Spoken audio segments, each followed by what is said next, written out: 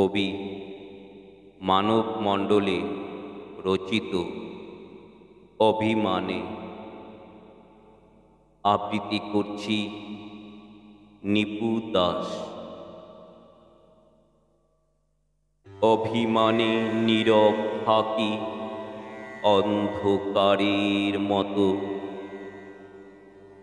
দীর্ঘশ্বাসে ভারী করা বুকে অপ্রকাশিত শব্দ শত শত জাগিয়ে রেখেছে তোমার দেওয়া সব ক্ষত।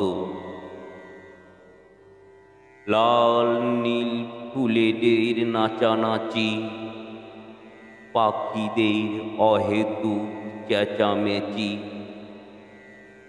কিছুই আমায় করে প্রভাবিত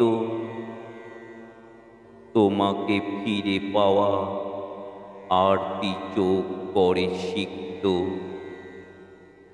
ক্ষুধার্ত শিশুর মতো অবুঝ মন জানি না কেন, শুধু চাই তোমায় এখনো। যদিও সব আশাটুকু গেছে হারিয়ে,